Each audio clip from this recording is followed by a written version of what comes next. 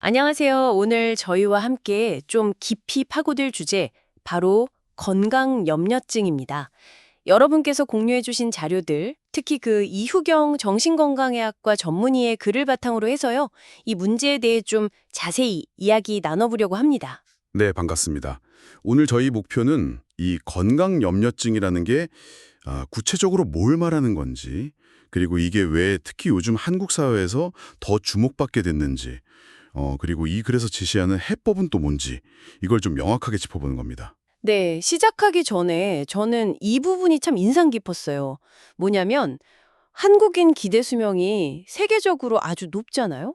그리고 질병 사망률도 OECD 평균보다 훨씬 낮다고 하고요. 네, 그렇죠. 객관적인 지표는 상당히 좋은 편이죠. 근데 정작 스스로 나 건강하다 이렇게 생각하는 사람은 3명 중에 1명꼴이래요. 이게 참. 심지어 코로나19 이후에는 이런 건강염려증을 겪는 분들이 한 50% 이상 늘었다는 그런 통계도 있더라고요. 맞아요. 그 객관적인 건강 상태하고 본인이 느끼는 주관적인 건강인식이 이렇게 차이가 난다는 점. 그리고 그게 특정 사회적 사건, 그러니까 팬데믹 이후에 더 벌어졌다는 거. 이거는 분명히 우리가 좀 주목해야 할 현상인 것 같아요. 그러니까요. 몸은 점점 건강해지는데 마음은 왜 더 불안해지는 걸까요? 네, 그 이유를 지금부터 한번 차근차근 풀어가보죠. 좋습니다. 그럼 가장 기본적인 질문부터 시작해 볼까요? 우리가 보통 건강염려증이라고 부르는 이 상태에 정확히 어떤 특징들을 가지고 있나요? 그냥 뭐 걱정이 좀 많은 거랑은 다른 건가요? 네, 아주 좋은 질문이신데요. 이게 그냥 건강을 걱정하는 수준, 그거하고는 좀 다릅니다. 핵심은 근거 없는 믿음에 있어요. 예를 들면 그냥 가벼운 기침 아니면 소화가 좀 안 되는 거 이런 일상적인 신체 증상 있잖아요. 이걸 의학적인 증거가 전혀 없는데도 이거 혹시 암 아닐까? 무슨 희귀병 아닐까? 이렇게 심각한 질병의 확실한 징후라고 그냥 확신을 해버리는 거예요. 그리고 그 생각 때문에 극심한 불안에 시달리는 상태. 이게 바로 건강염려직입니다. 스스로 병을 막 진단하고 그 공포에 사로잡히는 거죠. 그러니까 객관적인 검사 결과나 의사 소견보다는 자기 자신의 주관적인 해석이나 그 불안감에 훨씬 더 무게를 두는 거군요. 자료 보니까 이런 분들한테 좀 두드러진 행동 패턴이 몇 가지 있다고 하던데요. 그 의학 정보에 엄청 집착한다고요. 맞습니다. 인터넷이나 방송 아니면 주변 사람들한테서 그냥 들은 단편적인 의학 지식 있잖아요. 거기에 과도하게 매달리는 경향이 있어요. 근데 문제는 이 정보들이 좀 검증되지 않았거나 너무 단편적인 경우가 많다는 거죠. 네네. 그럼 불안하니까 더 찾아보게 되고. 그렇죠. 이런 집착이 근데 또 두 가지 상반된 행동으로 이어지기도 해요. 상반된 행동이요? 어떤 거죠? 하나는 흔히 말하는 의료 쇼핑이에요. 불안감을 어떻게든 좀 해소해 보려고 여기저기 병원을 막 찾아다니면서 검사를 계속 받는 거죠. 근데 검사 결과 아무 이상 없습니다. 이런 의사 소견을 들어도 안심을 못 해요. 아니야. 이 의사가 뭔가 놓쳤을 거야. 아니면 더 큰 병원 가봐야 돼. 이러면서 또 다른 의사를 찾아 나서는 거죠. 결과를 못 믿는 거군요. 근데 정반대 경우도 있다면서요? 오히려 병원을 막 피하는 행동. 네, 그럴 수도 있어요. 마음속으로는 자, 심각한 병에 걸렸어. 거의 확신하는데 막상 병원에 가서 그 진단에 확인하는 게 너무 두려운 거예요.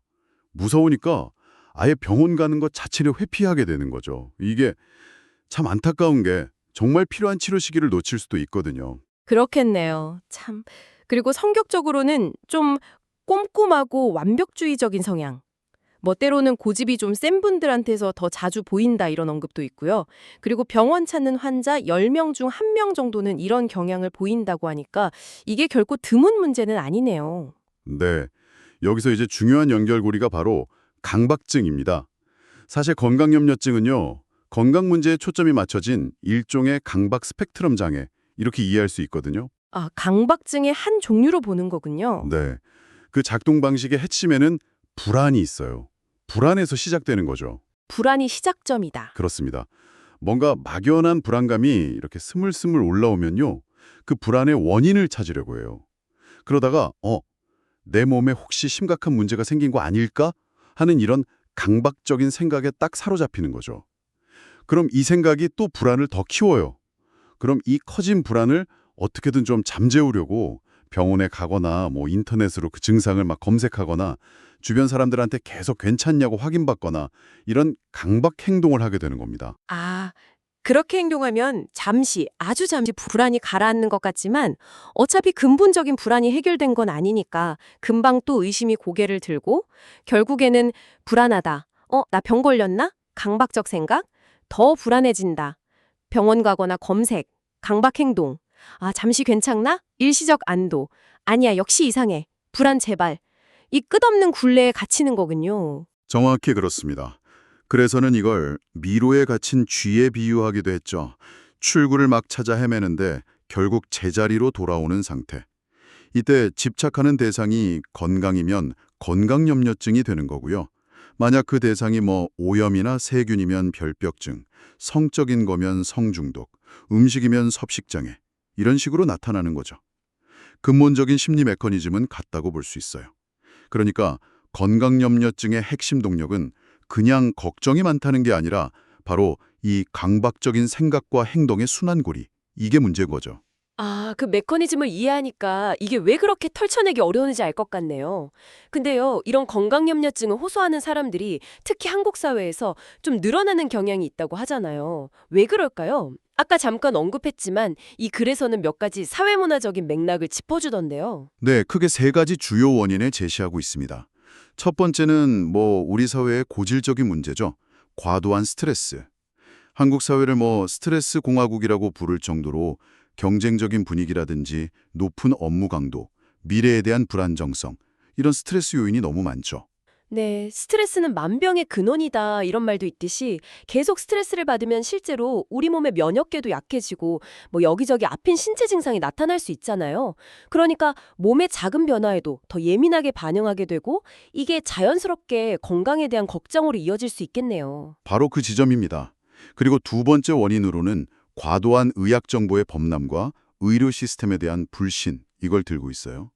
요즘은 정말 손쉽게 온갖 건강 정보를 접할 수 있잖아요. TV만 틀어도, 인터넷만 켜도. 근데 문제는 그 정보의 질을 가려내기가 너무 어렵다는 거예요. 검증 안 된 민간요법이라든지 거의 공포 마케팅에 가까운 광고들, 자극적인 건강 프로그램, 이런 게 너무 넘쳐나요. 아, 그런 정보들에 계속 노출되면 불안감이 커질 수밖에 없겠네요. 거기다가 가끔 뉴스에 나오는 소위 3분 진료라고 하는 짧은 진료 시간이나 아니면 과잉 진료 논란 같은 거, 이런 것들이 의사나 의료 시스템 자체에 대한 불신으로 이어지기도 하고요. 그렇죠. 전문가를 믿기 어려워지니까 스스로 정보를 찾아 헤매게 되고 그러다 보면 또 작은 증상에도 더 크게 불안해하는 악순환이 생기는 거죠. 네. 그리고 마지막 세 번째 원인은 위험하다고 느껴지는 주변 환경에 대한 인식입니다. 사회적으로 보면 각종 사건, 사고 소식이 끊이지 않고 미세먼지 문제라든지 먹거리 안전 문제처럼 일상적인 위협에 대한 우려도 상당히 높잖아요.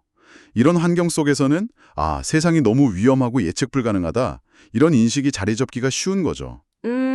외부 환경이 내가 통제할 수 없고 위험하다고 느끼면 적어도 내 몸, 내 건강만큼은 내가 완벽하게 통제하고 지켜야 한다는 생각으로 이어질 수도 있겠네요. 그런 맥락에서 보면 건강에 집착하는 게 어쩌면 뭐랄까 스스로를 보호하려는 나름의 생존 전략처럼 느껴질 수도 있겠습니다. 네, 그렇죠. 일종의 방어 기제일 수 있다는 분석입니다.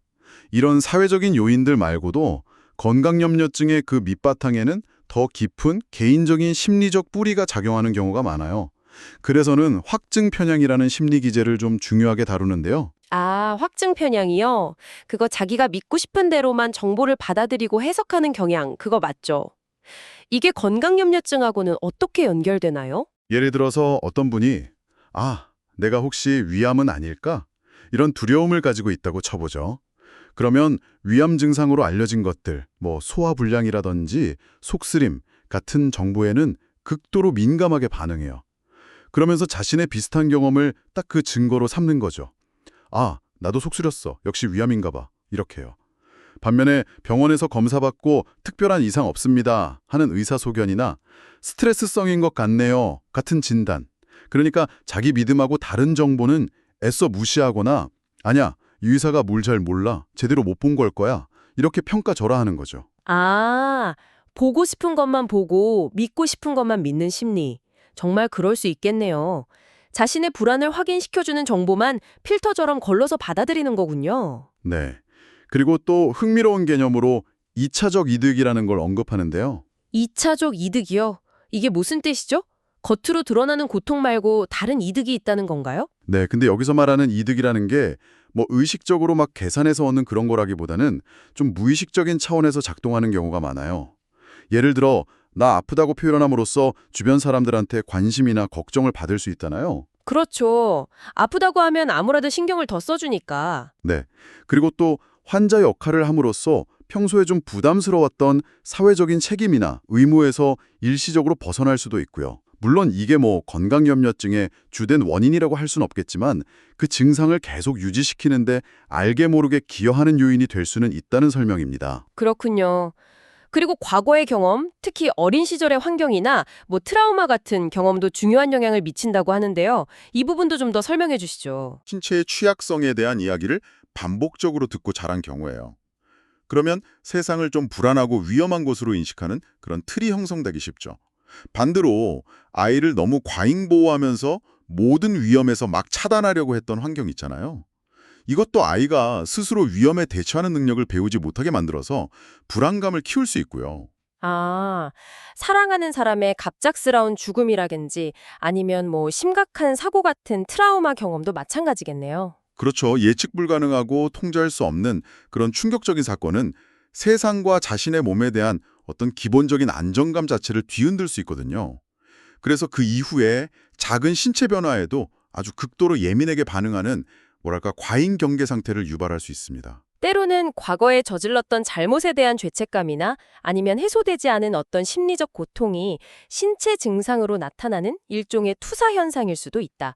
이런 설명도 있네요. 마치 몸이 마음의 고통을 대신 표현하는 것처럼요. 네, 맞습니다. 이처럼 건강염려증은 단순히 저 사람 걱정이 많은 성격이야 이렇게 치부할 수 없는 그 개인의 기질, 또 스트레스 수준, 정보 환경, 사회적 분위기, 과거 경험, 그리고 무의식적 동기까지 아주 복합적으로 얽혀있는 문제라고 말합니다. 와, 정말 다층적인 문제네요. 그럼 이렇게 복잡하게 얽힌 건강염려증에서 벗어나기 위해서 이후경 전문의는 어떤 좀 현실적인 처방들을 제안하고 있을까요? 글을 보니까 크게 세 가지 방향으로 제시되어 있더라고요. 네, 맞아요. 첫 번째 처방은 정기적인 검진 습관과 좋은 의사와의 신뢰 관계 구축입니다. 이게 좀 역설적으로 들릴 수도 있는데요. 건강에 대한 염려를 줄이기 위해서 오히려 규칙적인 검진을 권장하는 거예요. 아, 오히려 검진을 하라고요? 건강 상태 점검을 받는 거죠. 이렇게 정기적으로 객관적인 내 상태를 확인함으로써 막연한 불안감을 좀 줄이고 내가 기본적인 관리는 하고 있구나 하는 어떤 통제감을 얻을 수 있다는 겁니다. 아, 그리고 특정 증상 때문에 불안할 때 아까 이야기했던 그 확증 편향의 덫에서 빠져나오는 연습이 중요하다고 강조하는데요. 이게 참 흥미롭더라고요. 우리 몸하고 마음이 연결되어 있어서 예를 들어서 내 심장이 좀 이상한 것 같아 하고 계속 가슴 쪽에만 신경을 쓰면 실제로 막 두근거림이나 답답함 같은 비슷한 증상이 느껴질 수 있다는 거죠. 바로 그 몸, 마음 연결을 인지하는 것. 그게 시작입니다. 그리고 이게 정말 내 심장에 문제가 있는 걸까? 아니면 내가 너무 여기에 집중해서 그냥 그렇게 느껴지는 걸까? 하고 한 발짝 딱 떨어져서 객관적으로 자신을 관찰해보는 시도. 이게 도움이 된다는 거예요. 그래서는 이런 자각과 관찰만으로도 염려 증상의 한 80% 정도는 해결될 수 있다. 이렇게까지 이야기합니다. 물론 정말 심각한 증상은 반드시 의학적인 확인이 필요하겠지만요. 이런 과정에서 진짜 좋은 의사를 만나는 게 정말 중요하겠네요. 그렇습니다. 환자의 불안감을 좀 이해해주고 신체 상태나 질병 가능성에 대해서 그냥 괜찮아요. 이렇게 한마디로 끝내는 게 아니라 환자가 충분히 납득할 수 있도록 명확하고 자세하게 설명해주는 의사가 필요한 거죠. 이런 신뢰관계가 형성이 되어야 환자는 의사의 진단을 믿고 불필요한 염려에서 벗어날 수 있습니다. 짧고 피상적인 설명은 오히려 의심과 불안을 키울 뿐이죠. 네, 그렇죠. 물론 아주 심한 경우에는 단순히 심리적인 문제를 넘어서 뇌 기능의 문제하고 관련될 수도 있다고 언급하는데요. 특히 그 기저핵 신경회로 문제 같은 경우요. 이때는 약물 치료도 필요할 수 있다고요. 네, 그럴 수 있습니다. 건강에 대한 생각이 머릿속에서 계속 떠나지 않고 특정 행동을 반복하게 되는 게 강박증의 특징인데 이게 뇌의 특정 회로, 특히 습관이나 반복 행동과 관련된 기저핵 신경회로의 기능하고 관련이 있을 수 있다는 연구들이 있어요. 이런 경우에는 강박증 치료에 주로 사용되는 SSRI 계열 항우울제가 도움이 될 수 있습니다. 이 약물들이 뇌 속의 신경 전달 물질, 특히 세로토닌 같은 것들의 균형을 조절해서 강박적인 생각이나 불안감을 줄여주는 효과를 기대할 수 있는 거죠. 물론 이건 반드시 정신건강의학과 전문의와 상담하고 진단을 통해서 신중하게 결정해야 할 부분입니다. 알겠습니다. 자, 그리고 두 번째 처방은 역시나 스트레스 관리네요. 원인 분석에서도 나왔듯이 스트레스하고 건강염려증은 정말 뗄래야 뗄 수 없는 관계인 것 같습니다. 네, 아주 밀접한 관계죠. 여기서 중요한 점은 스트레스의 원인하고 그로 인한 나의 반응을 명확히 구분하고 파악하는 연습입니다. 원인은 업무 부담일 수도 있고 대인관계 갈등, 경제적인 어려움, 아니면 완벽주의적인 성격 같은 내적인 것일 수도 있고요. 네. 그리고 그 반응은 두통, 소화불량, 근육 긴장 같은 신체적인 증상으로 나타나기도 하고 아니면 불안, 우울, 짜증 같은 감정적인 반응 또는 집중력 저하나 관계 회피 같은 행동적인 변화로 나타날 수도 있고요. 그러니까 내가 무엇 때문에 힘든지 원인, 그리고 그 힘듦이 나한테 어떤 영향을 미치는지 반응을 구체적으로 아는 거. 이게 효과적인 대처의 출발점이 되겠군요. 정확합니다. 현대사회에서 스트레스 관리는 더 이상 선택이 아니죠. 필수적인 생존 기술이라고 할 수 있습니다. 마치 매일 밥 먹고 잠자듯이 자신의 스트레스 수준과 그 영향을 주기적으로 좀 점검하고 객관적인 평가를 바탕으로 해서 자신에게 맞는 해소법, 운동이든 취미든 명상이든 상담이든 이런 걸 찾아서 꾸준히 실천하는 노력이 필요합니다. 네. 마지막 세 번째 처방은 조금 더 근본적이고 어찌 보면 좀 철학적인 접근법을 제시하는데요. 큰 것에 머무는 지혜를 갖자 하는 것입니다. 저는 이게 참 인상 깊었어요. 네, 그렇죠. 건강염려증의 본질 중 하나가 자신의 몸이라는 비교적 작은 부분, 아니면 몸의 사소한 증상이라는 더 작은 부분에 과도하게 의식을 집중하는 거라고 볼 수 있거든요. 그래서 이 처방은 의식의 초점을 의도적으로 좀 이동시켜보자 이런 제안입니다. 몸에 대한 집착에서 좀 벗어나서 자신의 마음 상태를 들여다보고 더 나아가서는 삶의 의미나 방향성 같은 영혼의 차원으로 시선을 확장해보라는 거죠. 아, 그러니까 눈앞의 작은 변화, 예를 들면 증상 같은 작은 확실성에 매달리는 대신에 삶 전체의 큰 흐름이나 예측 불가능성 같은 거대한 불확실성을 받아들이고 그 안에서 의미를 찾으라는 이야기로 들리네요. 그래서는 여러 가지 대비를 통해서 이걸 설명하죠. 생활, 리빙의 문제보다는 삶의 라이프의 큰 그림을 보고 눈에 보이는 사실, 팩트 너머의 진실, 트루스를 추구하고 당장의 현실, 리얼리티보다는 더 근원적인 실제, 익시스턴스를 생각해보라. 이런 식으로요. 그렇습니다. 문제로 여기던 것을 그냥 해결해야 할 과제가 아니라 좀 경이로운 신비로 바라보는 관점의 전환, 이것도 제안하고요.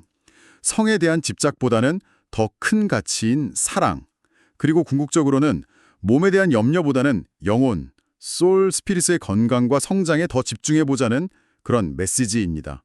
성경에 나오는 사람이 떡으로만 살 것이 아니오, 이 구절도 이런 맥락에서 인간이 어떤 물질적인 것, 그러니까 몸이나 떡 이상의 가치, 즉 영적인 것이나 하느님의 말씀을 추구해야 한다는 의미로 연결해 볼 수 있겠습니다. 결국 내 몸의 작은 변화에 대한 불안과 집착이 들어설 그 자리에 삶의 더 크고 본질적인 가치들, 예를 들면 의미 있는 관계 맺기라든지 사회적인 기여, 개인적인 성장, 아니면 영적인 탐구 같은 것들, 이런 것들로 채워나가다 보면 건강에 대한 염려가 자연스럽게 좀 희미해질 수 있다. 이런 깊은 통찰을 주는 제안이네요. 네, 그렇습니다. 오늘 저희는 건강염려증이라는 것이 단순히 개인의 예민함이나 걱정이 많은 성격 탓만이 아니라 현대사회의 스트레스, 또 넘쳐나는 정보와 의료 환경에 대한 불신, 그리고 개인의 어떤 심리적 취약성이나 깊은 상처들, 이런 것들이 복합적으로 작용한 결과일 수 있다는 점을 살펴보았습니다. 네. 그리고 이걸 극복하기 위해서는 정기적인 검진과 신뢰할 수 있는 의사와의 소통, 또 적극적인 스트레스 관리 같은 현실적인 노력과 더불어서 자신의 관점을 좀 넓혀서 삶의 더 큰 가치와 의미에 집중하려는 의식적인 노력이 함께 필요하다는 점을 이야기 나눴습니다. 네, 이 글의 마지막 제안처럼 큰 것에 머무는 지혜에 대해서 여러분 스스로에게 한번 질문을 던져보는 시간을 가져보시면 좋겠습니다. 네, 맞아요. 지금 여러분의 마음속에서 혹시 건강에 대한 염려가 너무 큰 공간을 차지하고 있다면 그 염려 너머에 있는 여러분의 삶을 더 풍요롭게 만들 수 있는 어떤 더 큰 것은 무엇일지 한번 떠올려 보시는 건 어떨까요? 그게 뭐 소중한 사람들과의 관계일 수도 있고 열정을 쏟을 수 있는 일이나 취미일 수도 있고 혹은 여러분이 추구하는 더 높은 차원의 가치일 수도 있겠죠. 어쩌면 그 더 큰 것에 대한 관심과 집중이 건강 염려가 남기고 간 그 마음의 빈자리를 더 건강하고 의미 있는 것들로 자연스럽게 채워줄지도 모릅니다.